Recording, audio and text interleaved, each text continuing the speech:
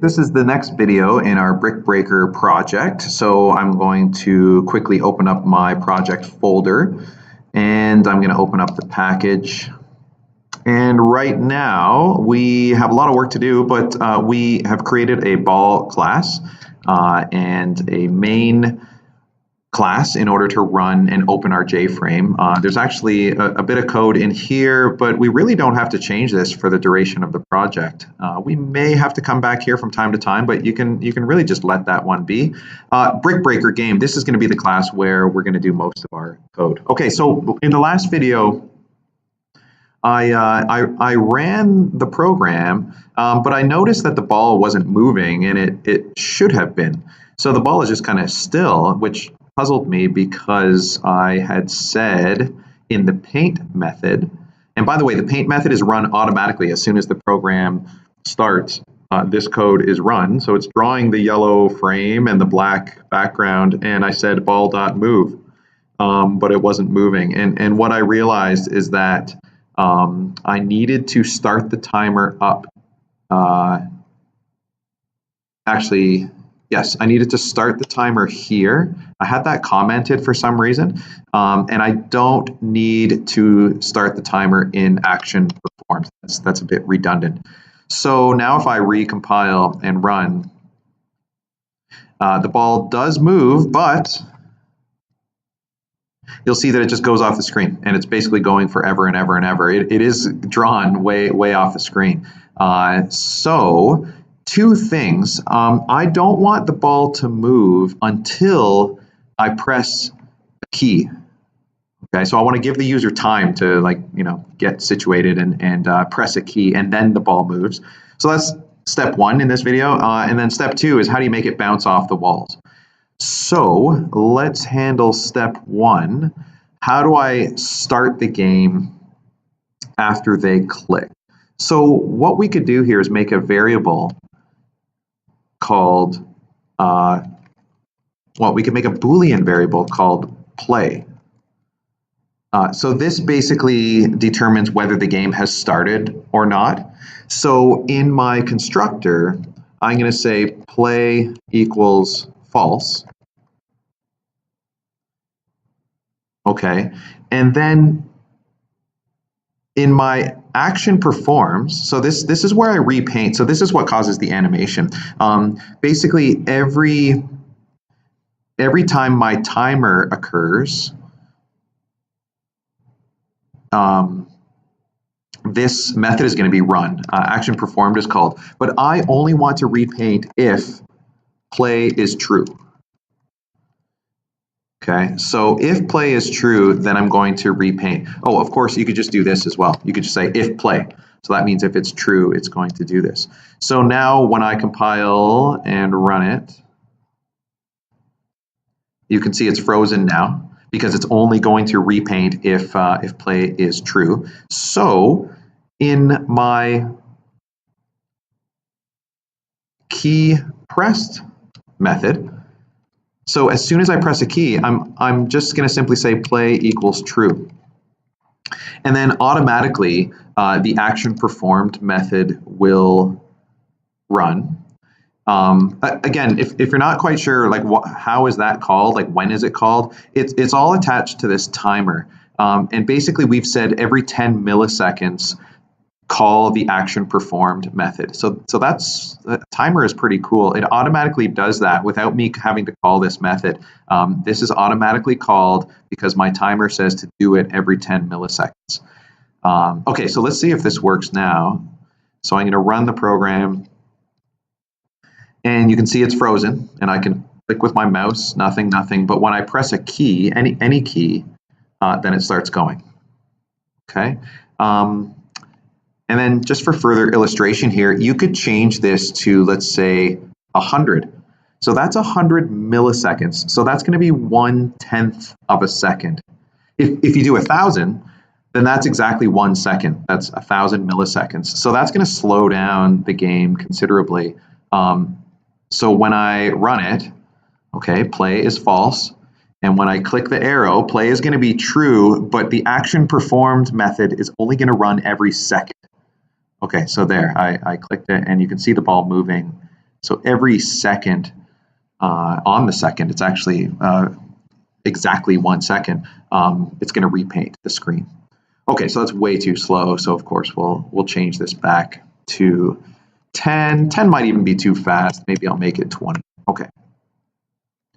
All right, so that's step one. Step two is how do I make the ball bounce off the walls? Now, there's some options here. The best thing to do is to write that code inside the ball class. So we are going to make a ball look after itself. So the ball is going to check every time to see if it comes in contact with a wall. And if it does, it's going to change direction. So this is actually a topic called encapsulation. So this is an object-oriented word that means an object is looking after itself. So it's trying to do as much work on its own so that the client doesn't have to worry about it. So the ball is going to encapsulate the idea of hitting a wall. So in the ball class, we have a move method that basically just moves X and Y, and then it redraws it. And then here's my draw method here. But what we're going to do is we're going to check collision with the left and right walls. And I'm going to split this up. I'm going to cut that and put that down here. And then down here, I'm going to check collision with the top wall. And I'm not going to have a bottom wall. So if it hits the bottom, actually I do need code. So down here I'm going to check if game is over, meaning the ball falls to the bottom. So there's no wall at the bottom. The ball's just going to stick to the bottom if the game is over. Okay. So the first thing I'm going to do is I'm going to move X in the direction that the ball is traveling. And then I'm going to say if X, so if the X pixel, let me open up my rough work here. I don't know if you remember, but yes, okay, so I made some rough notes. So this is my screen. Your screen might be bigger, it might look different, but the top left corner is 0, 0, and then the border is 5 pixels wide. Okay, so basically if my ball, if the X position, let me just get my pen out real quick, and if I change to white, I'll just draw my ball. So let's say the ball is here. Okay, pretend that there's an imaginary square surrounding my ball. The top left corner is my X and Y. So remember, every ball object has an X and Y instance variable, and that specifically represents the top left corner of that ball. Hopefully that makes sense. So again, if I flip back ball class, where is it here? Yeah, the instance variables, we have X and Y, and that represents the top left and the top Y coordinate of the ball. So in my move method, I'm going to say if X is less than 5, so that means it hit the left wall. So if that's true, what I'm going to do is I'm going to change the X direction. So the Y direction is going to be the same. So if the ball's moving down, it's still going to continue to move down, but the X direction is going to be the negative. So it's going to be traveling in the opposite horizontal direction. But it's going to have the same value. So if dx is 5, then I'm just reassigning it to -5. So it's going to be traveling in the other direction. I'm going to do one more thing here, and I'm going to reset x to 5. So I'm actually going to force x to be 5. And the reason for that is because there is a chance that x is going to be less than 5, like x will be 2. Depending on what your dx value is, there is a chance that x will be less than 5. So what I'm going to do is just bounce it out to 5 to the border and then move it in the opposite direction. Okay. Now, this is the left wall. The right wall is a little bit harder. And that is because if I go back to my drawing here, so if I'm looking at the right wall, okay, so let's say the ball makes contact here. So the top left corner is your x and y. If you remember, we had a variable called size, and that's basically the width or the diameter of the ball. Okay, so that means that that top right corner would have a position of x plus size. That's the x value, and then y. Okay, so the top right corner of the ball would be x plus size, comma y. So I need to use that in my code, and I need to say else if x plus size, if that value is greater than 495, because that 495 is the right edge. Okay, that's where my wall starts. So if that is greater than 495, then I'm going to force my x. I'm going to change x to be 495 minus size. Again, you don't want to just say 495 because then you won't be able to, the ball will be in the yellow border. So I'm just going to push that x value back by size. And then I'm going to change the x direction again. So dx equals negative dx. Okay. Now that's just the left and right walls. Okay. So then we're going to increase y and then check collision with the top wall only. So I'm going to leave this as an exercise to see if you can figure out how to make it bounce off the top wall. Oh, and if you want to test it to see if this works, okay, let me compile first, semicolon, yeah, okay, compile it again. Good, no errors. So if I go back to my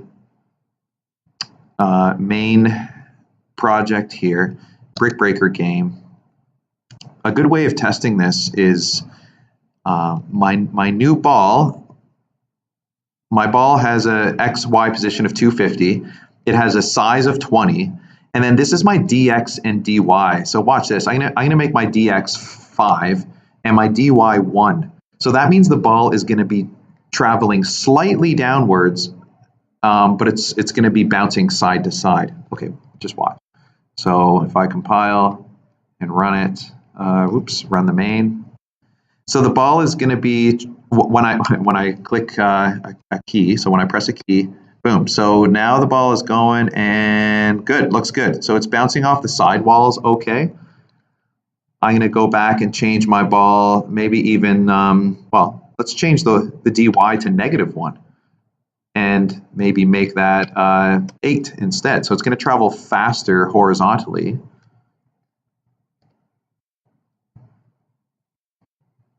But this time it's moving up because the y value is -1. And remember and there it goes. It goes off the screen. Remember that in an applet or in a J-frame, the top left corner is 0, 0. And as the y values get bigger, we go further down. And as the y values get smaller, we go up. So it's reverse of math class. So your job is to try and make it so that the ball can bounce off the top wall and it comes back down. Okay. What if it hits the bottom? Well, I'll let you try and figure out what to do there. If the ball hits the bottom, I just want the ball to stick there and it just stays there. So it doesn't move anymore. So I'll let you try and figure that out. And then I will see you in the next video.